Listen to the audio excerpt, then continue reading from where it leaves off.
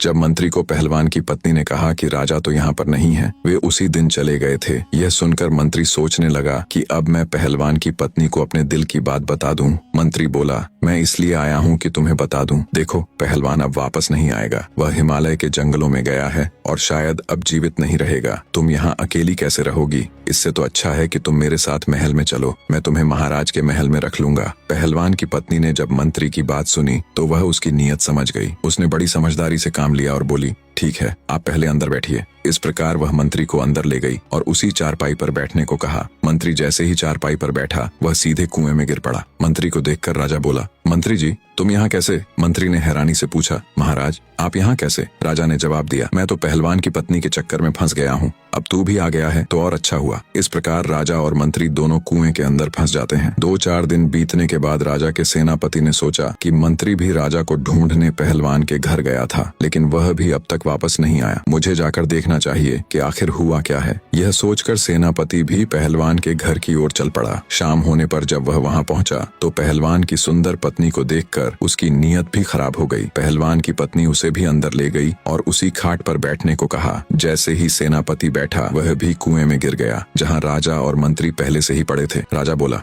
सेनापति, तुम भी आ गए। सेनापति बोला, महाराज, आप भी यहीं हैं? मैं तो आपको ढूंढने आया था। राजा बोला, ढूंढ लिया ना, अब यहीं पड़े रहो। अब तीनों सोचने लगे कि कहाँ फंस गए। वे तो पहलवान की पत्नी को लेने आए थे, लेकिन खुद ही मुसीबत में पड़ गए। अगले दिन कोतवाल ने सोचा कि मैं भी जाकर देखता हूँ कि महाराज, मंत्री और सेनापति अब तक क्यों नहीं लौटे। जो भी पहलवान की पत्नी के पास जाता है वह वापस क्यों नहीं आता। यह सोचकर कोतवाल भी वहां पहुंच गया और वही हाल उसका भी हुआ। वह भी उसी कुएं में गिर पड़ा। राजा बोला, कोतवाल जी, आप भी आ गए। कोतवाल ने पूछा, महाराज, आप यहाँ क्या कर रहे हैं? राजा बोला, वही जो आप करने आए थे, अब पड़े रहो यहीं। दोस्तों, 100 हाथ गहरे कुएं में गिरने से सभी को काफी चोटें आई थीं। कोई लंगड़ा हो गया, कोई लूला, किसी का चेहरा बिगड़ गया तो किसी की आंख चली गई। पहलवान की पत्नी रस्सी के सहारे उन्हें थोड़ा बहुत खाना और पानी दे देती थी ताकि वे जिंदा रह सकें।